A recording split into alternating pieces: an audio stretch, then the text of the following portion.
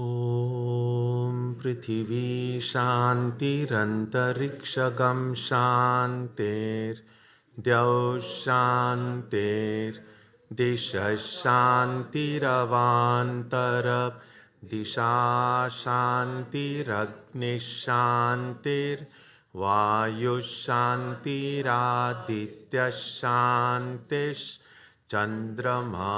शान्तिर् नक्षत्राणि शान्तिराप शान्तिरोषधयः शान्तिर्वनस्पतयः शान्तिर्गौः शान्तिरजा शान्तिरश्वः शान्तिः पुरुषः शान्तिर्ब्रह्म शान्तिर्ब्राह्मणः शान्तिः शान्तिरेव शान्तिः शान्तिर्मे अस्तु शान्तिः. May there be peace on earth and in the sky. May there be peace in the water and in all directions. May there be peace in the plants, in the trees, and in animals. May there be peace in the hearts of all beings. May there be peace in everyone and in everything. Sarvetra sukhinas santu, sarve santu niramayaha, sarve bhadrani pashyantu, ma kaschid dukha bhag bhavet, sarvastaratu durgani, servo भद्राणि पश्यतु सर्वसद्बुद्धिमाप्नोतु सर्वत्र नन्दतु. May all be happy and healthy.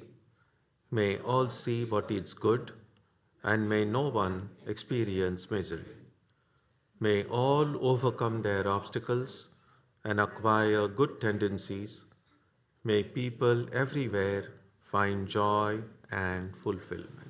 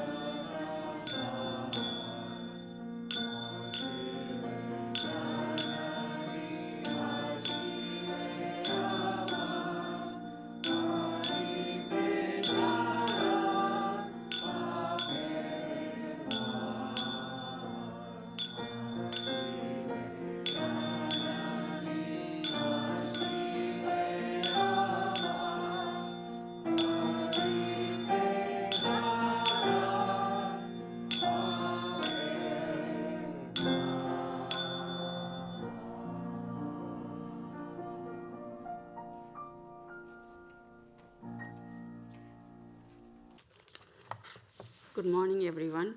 Today I'm going to read a passage from the book Holy Mother by Swami Nikhilananda.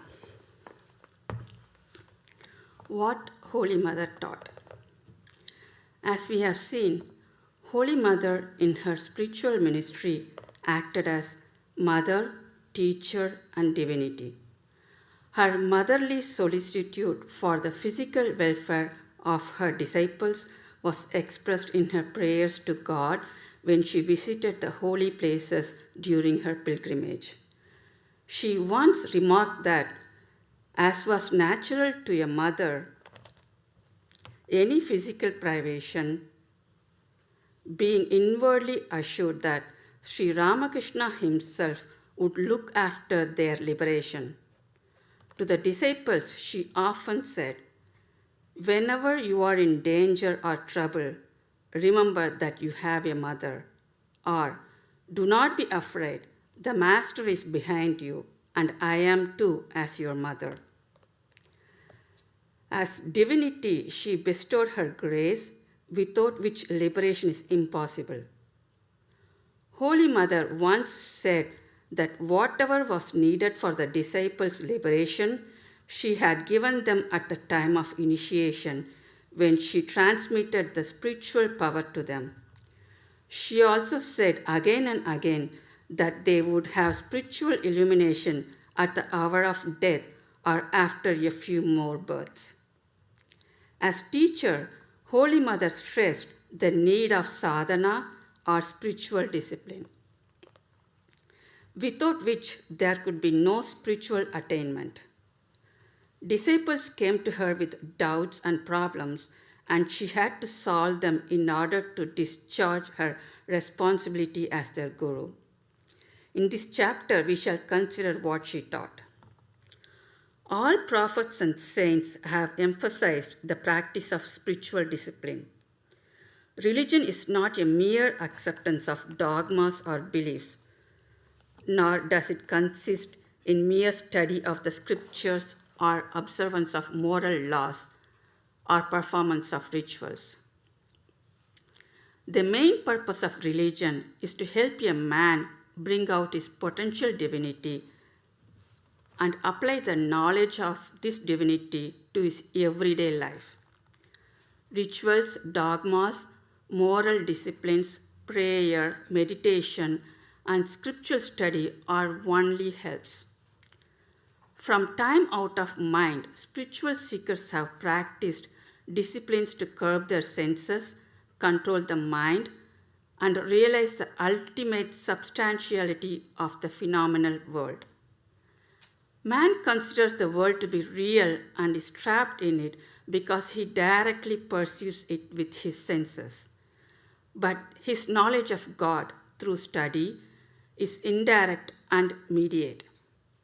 Only through practice of spiritual discipline does he obtain, by the grace of God, direct and immediate knowledge of him, and so is no more deceived by appearances. Hence, for the average man, there is no way to a higher life except through earnest, sincere, and wholehearted practice of spiritual discipline. Spiritual unfoldment may be compared to the transformation of a larva into a butterfly or a seed into a plant. The larva goes on eating leaves and, with the help of air and sunlight, changes into a chrysalis and then silently into a beautiful butterfly. So too, a seed draws nourishment from earth, water, and air, till finally a sprout emerges, and from it a large tree. Likewise, the spiritual transmitted even by a competent guru becomes fully unfolded only with such extraneous help as meditation, japa, prayer, and other practices. That grace and self-effort are complementary in spiritual realization will become clear from Holy Mother's teachings, some of which are given in this chapter. Time and again, Holy Mother said, "The aim of life is to realize God and remain immersed in contemplation of Him. God alone is real and everything else is false. God is one's very own, and this is the eternal relationship between God and creatures. One realizes God in proportion to the intensity of one's feeling for Him. He who is really eager to cross the ocean of the world will somehow break his bonds. No one can entangle him. To her, God was both pure spirit or Brahman and also the universal energy or Shakti, and Sri Ramakrishna was the divine incarnation of the modern times.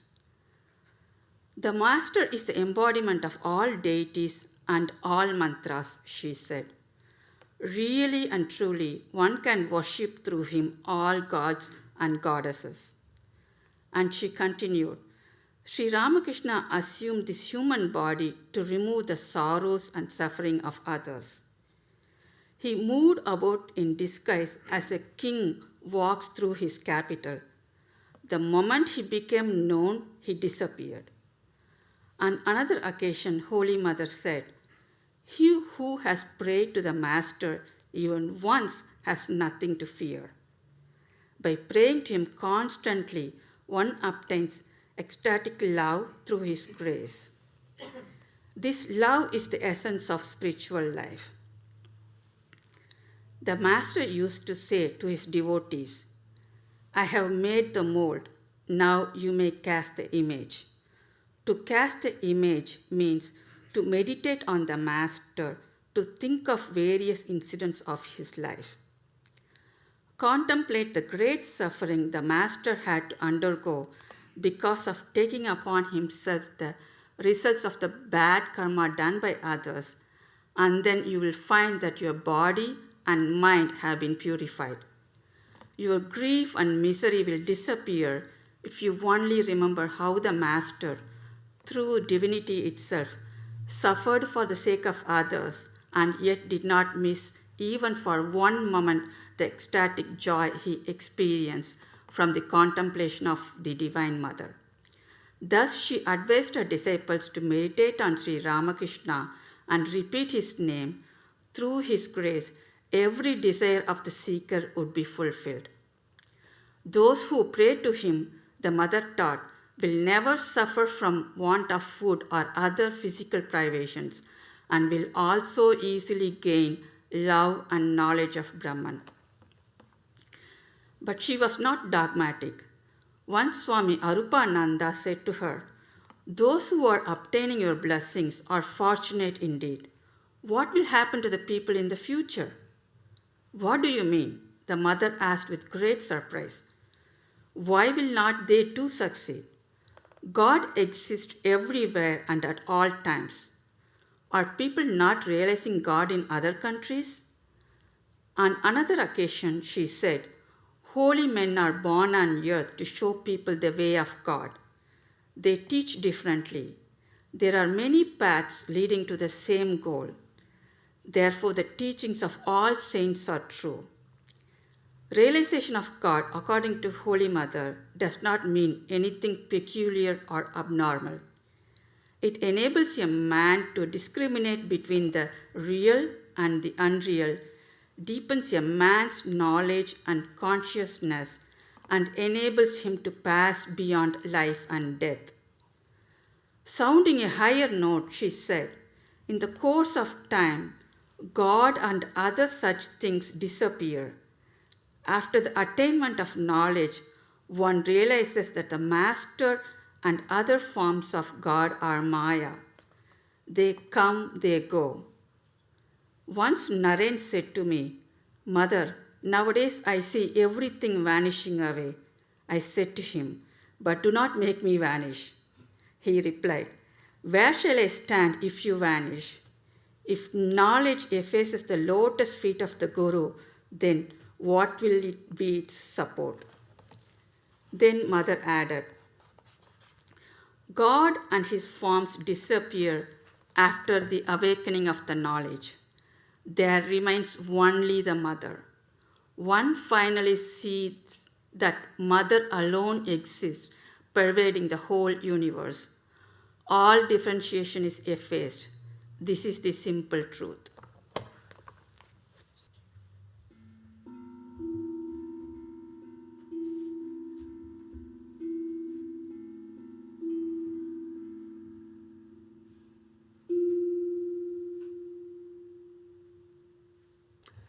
Good morning, everyone. Today I'll be reading to you a passage from the book Be As You Are.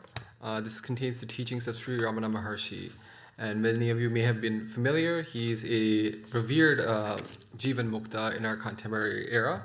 So today I'll be reading a passage from the chapter Meditation and Yoga, where Sri Bhagwan gives dialogue with his disciples who have questions regarding meditation, and he offers some insights.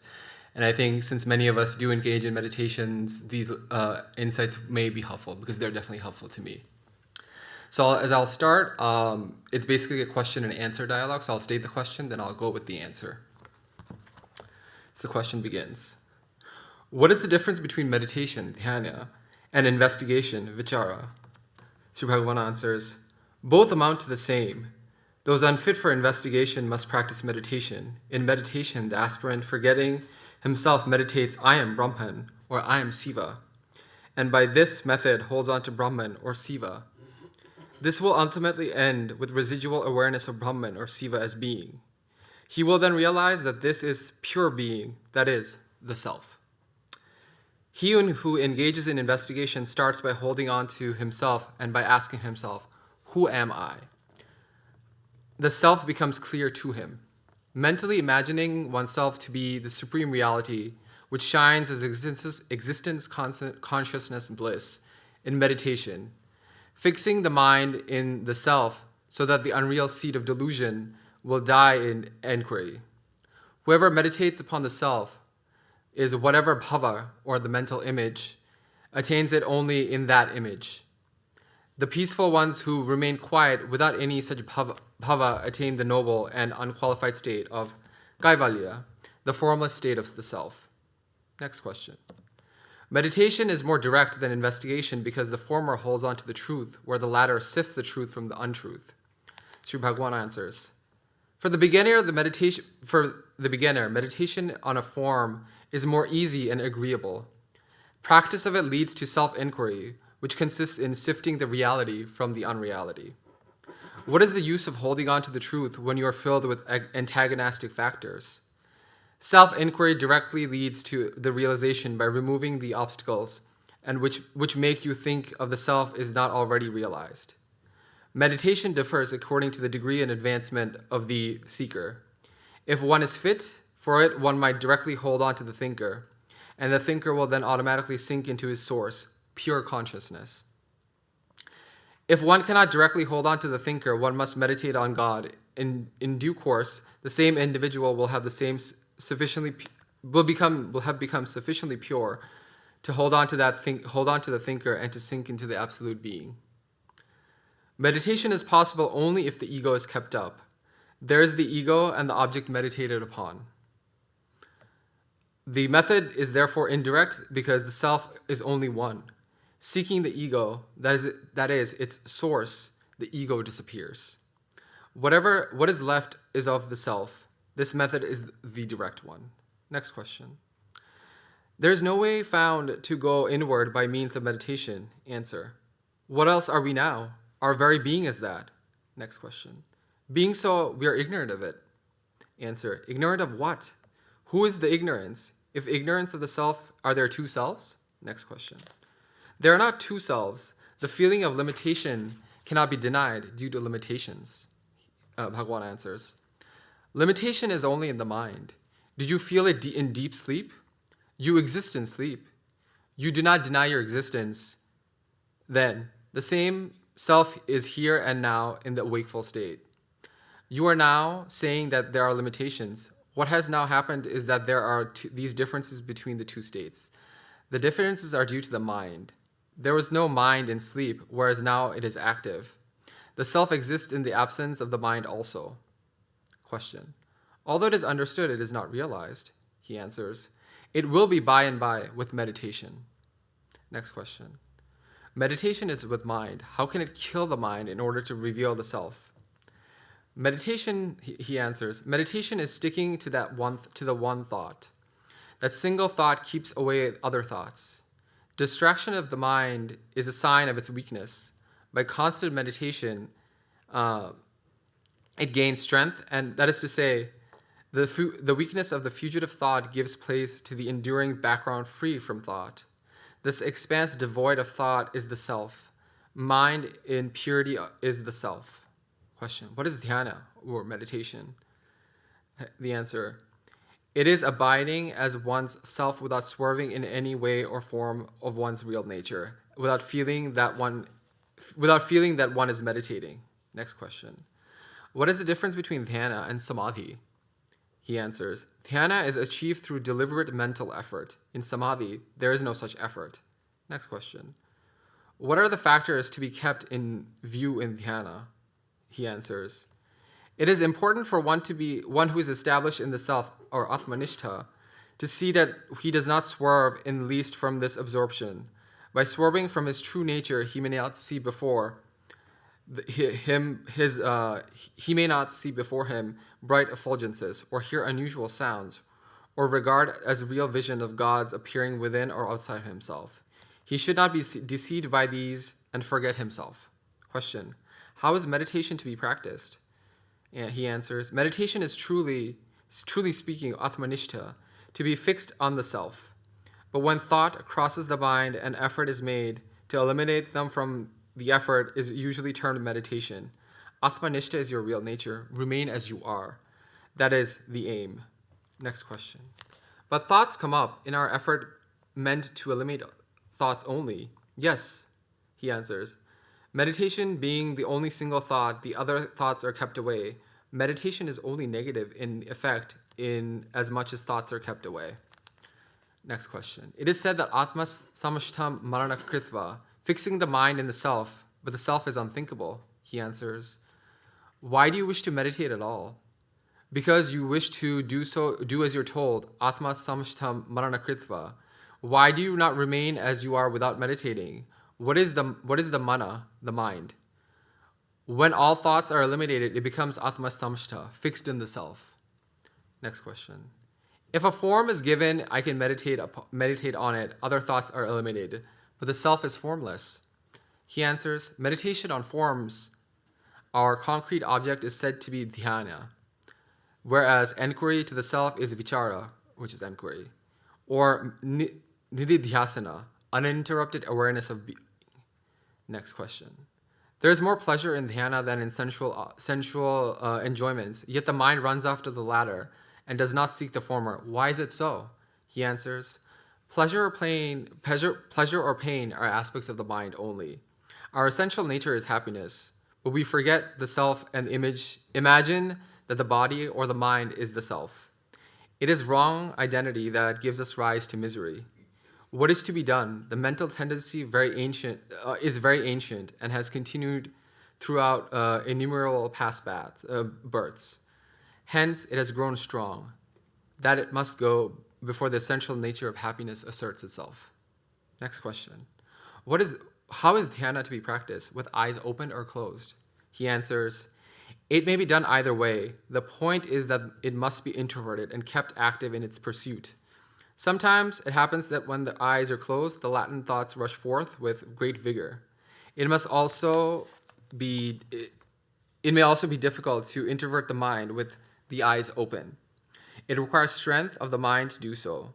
The mind is contaminated when it takes objects, otherwise it is pure.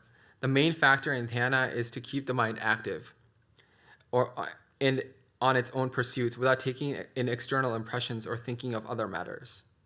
Next question. Bhagwan, whenever I meditate, I feel this great heat in the head and it persists throughout my whole body and it burns. What is the remedy? He answers, if concentration is made with the brain, sensation of heat or even headache ensues. Concentration has to be made in the heart, which is cool and refreshing. Relax and your meditation will be easy. Keep your mind steady by gently warding off all intruding thoughts, but without strain. Soon you will succeed. Next question. How do I prevent myself from falling asleep in meditation? He answers, if you try to prevent sleep, it will mean thinking in meditation, which must be avoided.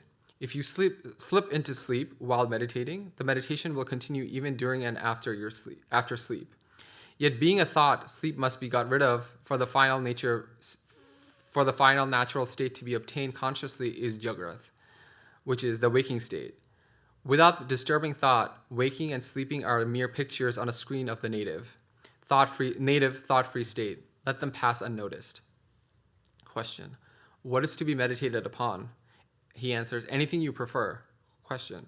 Shiva, Vishnu, and the Gayatri are said to be equally efficacious.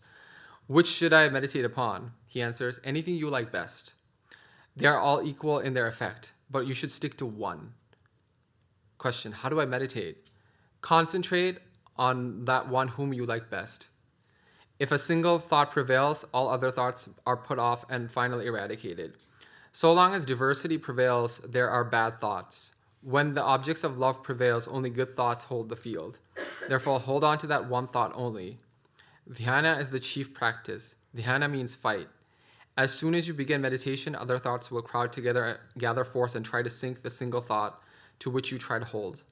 The good thought must gradually strengthen by repeated practice. After it has grown strong, the other thoughts will be put to fight. This is the battle royale, all taking place in meditation. One wants to rid oneself of misery, it requires peace of mind, which means absence of perturbations owing to all kinds of thought. Peace of mind is brought about by dhyana alone. Question. Since Sri Bhagavan says that self may function of the centers or chakras while its seat is in the heart, is it not possible that by practice of intense concentration or dhyana between eyebrows, this center may become the seat of the self? He answers, any consideration of the seat of the self is theoretical if you fix your attention on a place on the body. You consider yourself as the subject, the seer, and the place where you fix your attention, and the place where you fix your attention becomes the object seen. This is merely bhavana, or mental imagery. When, on the contrary, you see the seer himself, you merge in the self and become one with it. That is the heart. Thank you.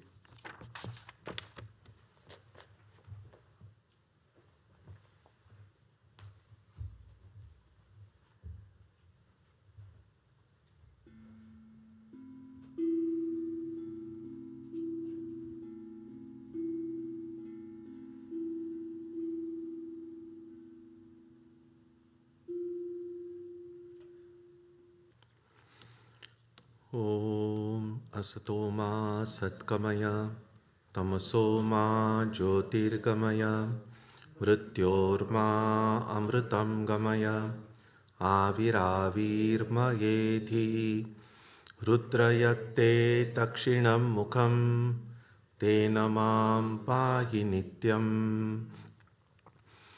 May the Divine lead us from the unreal to the real, from darkness to light, from death to immortality. May the Divine Consciousness fill our hearts and protect us. I would like to share with you this morning, a friend sent me a piece about one great karma yogi, you might call her. And some of you may have heard about her, but I was reading it for the first time and I found it deeply moving. So I would like to share with you. Her name is Irina Sendler, spelled I-R-E-N-A, Sendler, S-E-N-D-L-E-R. So I'll read a little bit about her and then...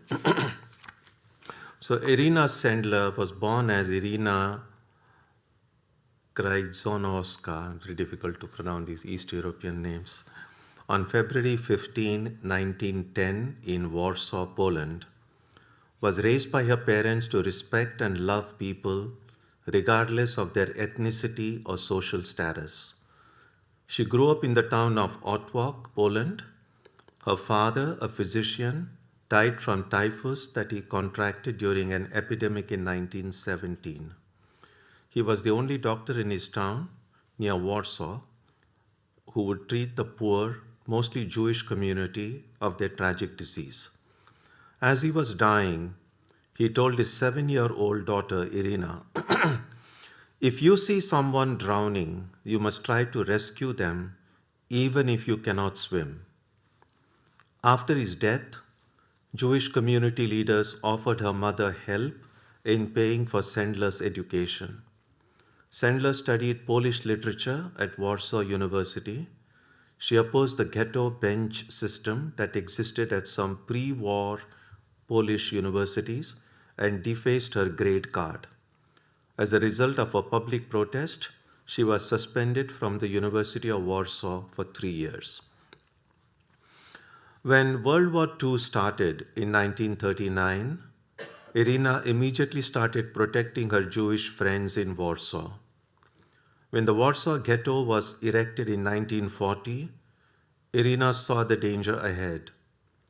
When liquidation started in 1942, Irina and her network accelerated the rescue process. The city had become a prison. The Jewish ghetto, a walled section of the city where over 400,000 people were crammed into a few city blocks, was sealed tight with barbed wire and guided by Nazi soldiers who shot anyone who tried to escape. Inside, children were starving. Families were disappearing. Every day, trains left for places with names people whispered but didn't fully understand yet. Treblinka, Auschwitz. Most of Warsaw looked away. It was safer that way, easier. But Irina, who was 32 then, could not look away. Before the war, Irina had been ordinary, a government employee who helped poor families access food and medicine. She had a quiet life, a small apartment, no particular ambitions beyond doing good work. Then the Nazis came and built walls around her neighbors. Irina's job at the Warsaw Social Welfare Department gave her a pass, one of the few permits that allowed non-Jews to enter the ghetto. Her official reason? Inspecting for typhus and other contagious diseases. Her real reason? Something far more dangerous. The first time she walked through these gates, the smell hit her. Unwashed bodies, disease, death. Children with hollow eyes sat on curbs. Families huddled in doorways. The Nazis had turned a neighborhood into a death trap. Irina went home that night and made a decision that would define the rest of her life. She was going to get the children out. She joined Zegota, the Polish underground network dedicated to saving Jews. But Zegota needed more than good intention. They needed a plan. Irina provided one. She started small. She'd enter the ghetto wearing a Star of David armband to blend in, carrying her medical bag. She'd find families with young children and whisper an impossible question. Will you let me take your child? Imagine being a parent at that moment. Your child is starving, terrified, sentenced to death by geography. A stranger offers to smuggle them out, maybe to safety, maybe to death, maybe to a life where they forget you ever existed. And you have seconds to decide. Many parents said yes, because even the smallest chance at life was better than the certainty of death. Irina smuggled children out in toolboxes, in coffins marked typhus victim, in potato sacks carried by farmers, in ambulances hidden under stretchers, taught to stay silent no matter what. She had a dog she had trained to bark on command. When the Nazi guards approached, the dog would bark and cover any sounds the hidden children might make. Every single escape was a heartbeat from discovery. One cry, one cough, one guard deciding to look closer, and it was over. Execution for Irina, death for the child, probably torture for anyone who had helped. Irina did it anyway. But she knew something the Nazis didn't consider. These children had names, families, histories. If they survived the war as nameless orphans, they'd lose more than their parents. They'd lose themselves. So Irina kept records. On thin strips of tissue paper, she wrote each child's real name, their parents' names, their addresses, their histories. She sealed these papers in glass jars and buried them under an apple tree in a neighbor's garden. A fragile map of identity hidden in the earth, waiting for a future that might never come. In 1943, Irina had saved hundreds of children, and the Gestapo was getting suspicious. On October 20, 1943, they came for her. They dragged her to Paviak prison, the place where screams echoed through stone walls and people entered but rarely left. They wanted names, addresses, co-conspirators. The Gestapo didn't ask nicely. They beat her. When that didn't work, they broke her legs systematically, methodically, bone by bone. Then her feet. The pain was designed to be unbearable, to make silence impossible. Irina told them nothing. Not one name, not one address, not one child. She was sentenced to death. Execution scheduled. Another body for the mass graves. But Zegota had one final card to play. They bribed a Gestapo guard every mark of money they could scrape together, offered to one man who, for whatever reason, still had a price. On the day Irina was supposed to die, the guard led her to what should have been her execution. Instead, he let her go. The Nazis listed her as executed in their records. As far as German paperwork was concerned, Irina Sendler was dead. But she was very much alive. With broken legs that would never fully heal, Irina went into hiding and continued her underground work until Warsaw was finally liberated in 1945. When the war ended and the ghosts of Warsaw began counting their dead, Irina went to her neighbor's garden. She dug up the jars one by one.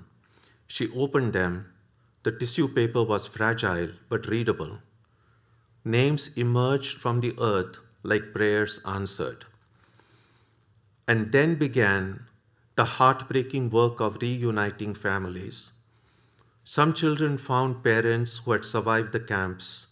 Some found aunts, uncles, distant relatives who had made it through. Too many found no one. But they found their names, their histories, proof that they had existed before the war tried to erase them. Over the next several years, Irina helped reunite as many families as she could. For the orphans, she made sure they knew who they had been, who their parents were, what had been stolen from them. She worked quietly.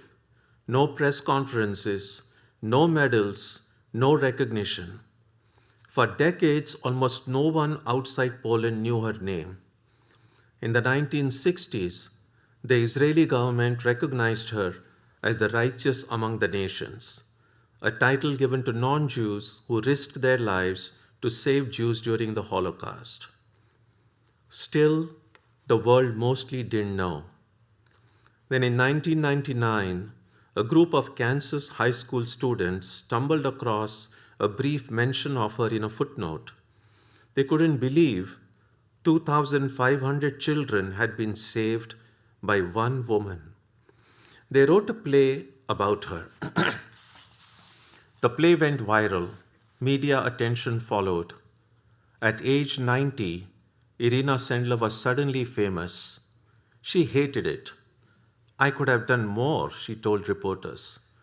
This regret will follow me to my death. Interviewers would press, "How did you find the courage?" Her answer was always the same. When someone is drowning, you must jump in to save them. No matter who they are, it's not courage, it's duty. In 2007, at age 97, Irina Sendler was nominated for the Nobel Peace Prize. She didn't get it. Al Gore won that year for his work on climate change. Irina didn't care. She had never done any of it for recognition. She died on May 12, 2008, at age 98, in the same city where she had once smuggled children past death. Her funeral was attended by some of the children she had saved, now in their 70s, with children and grandchildren of their own. One of them said, "She gave me my life, everything I have, my family, my career, my existence. I owe to a woman who risked everything for a child she had never met."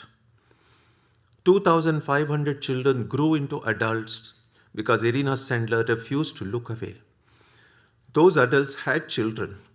Those children had children. Today, thanks to one woman with a medical bag and a neighbor's apple tree, there are an estimated 10,000 people alive who owe their existence to Irina Sendler's courage. She carried no weapon, wore no uniform, held no title. She just saw children drowning and decided to jump in. For 2,500 heartbeats away from death, she jumped.